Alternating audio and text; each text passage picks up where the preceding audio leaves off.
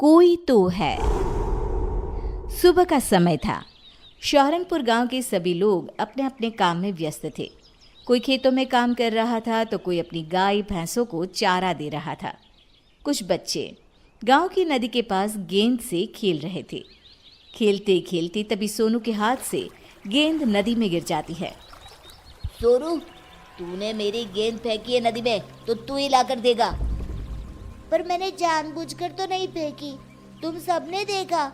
मुझे कुछ नहीं पता, मुझे बस मेरी गेंद चाहिए।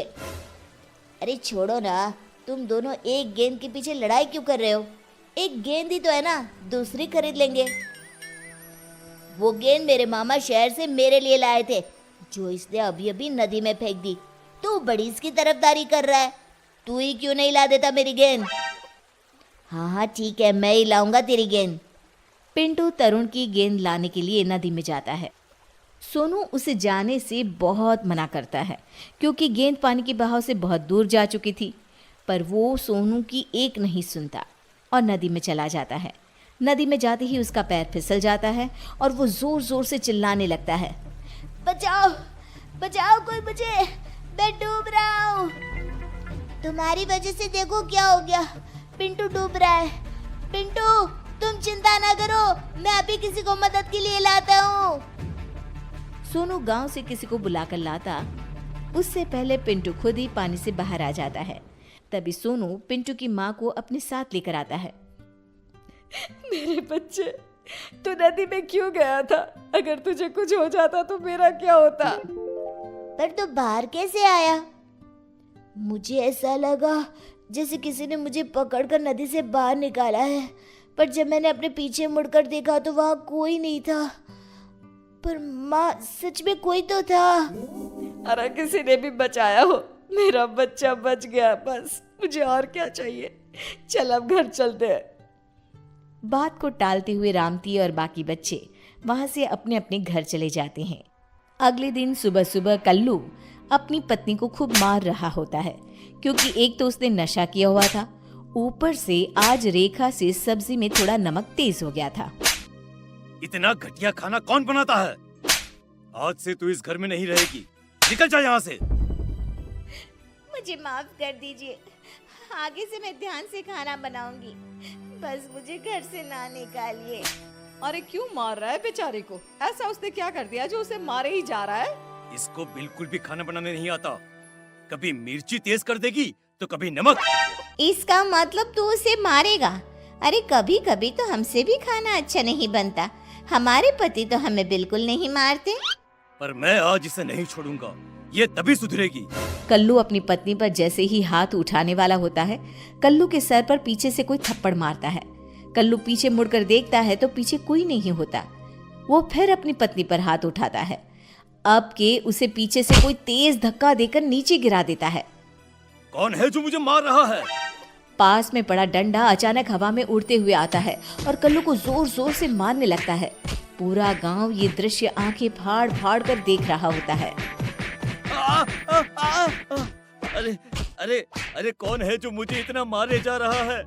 दिखाई क्यों नहीं देता तू? मैं अब कभी अपनी पत्नी को नहीं मारूंगा, जैसा बनाएगी वैसा ही खा लूंगा चुपचाप। अब मुझे छोड़ दो। कल्लू के इतना कहने पर डंडा रुक जाता है और नीचे गिर जाता है। उसकी पत्नी उसे उठाकर अपने साथ घर के अंदर ले जाती है। ये तो चमत्कार ही हो गया, ऐसा तो मैंने कभी नहीं देखा। आखिर ये कैसे हो सकता है? सामने कोई दिखाई नहीं पड़ रहा था और डंडा अपने आप कल्लू को पीटे जा रहा था। कुछ भी हो भीमा भाई, जो हुआ बहुत अच्छा हुआ।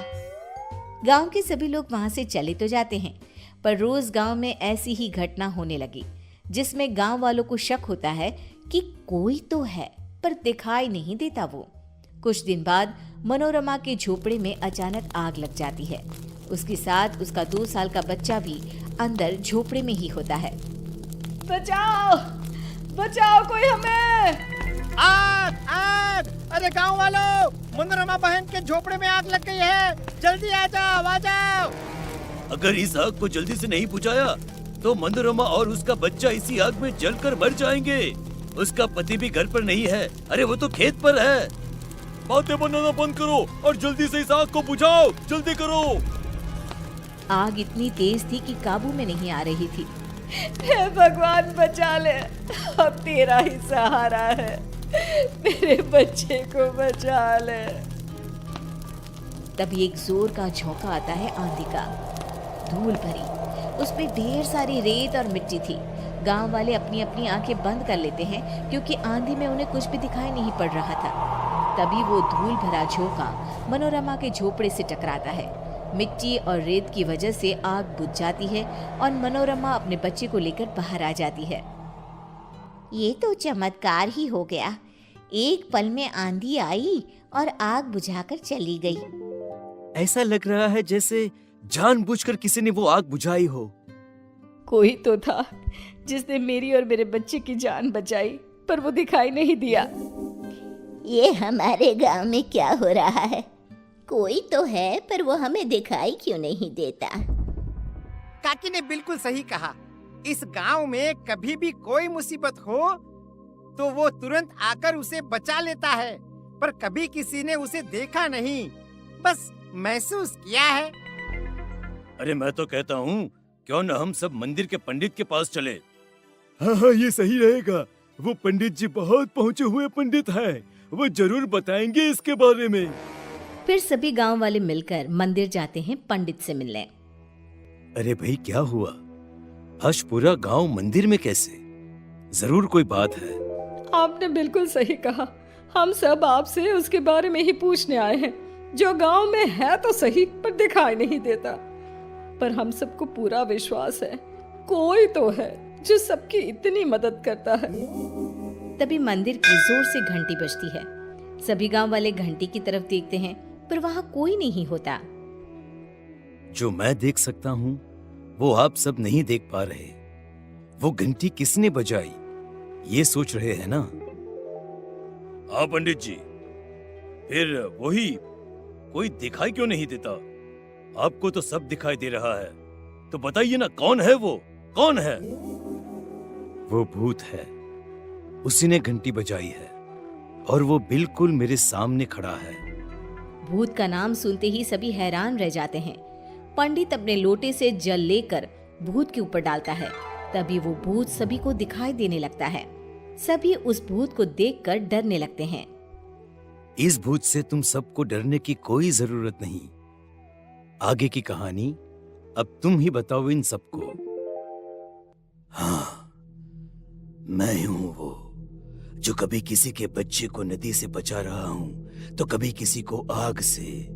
वो सब मैंने ही किया है और ये सब मैं इसलिए कर रहा हूं क्योंकि मुझे अपनी गलतियों पर बहुत पछतावा है। मैं वही चोर हूं जो अक्सर गांव में चोरी किया करता था। मैंने बहुत से घरों को लूटा था। ये सब उसी का प्रायश्चित है। मैं मर गया और भूत बन गया, फिर भी मुझे अपनी गलतियों का पछतावा होता रहा। एक दिन पंडित जी ने मुझे देखा और बोले, जिन घरों को तूने लूटा था उनकी रक्षा करना तेरा फर्ज बन गया है। तभी मुझे अपनी गलतियों की माफी मिलेगी और मुक्ति मिलेगी। अब तुम्हारा प्रायश्चित पूरा हुआ। मैं तुम्हें मुक्ति प्रदान करता हूँ। उसके बाद भूत उस गांव से हमेशा के लिए गायब हो गया।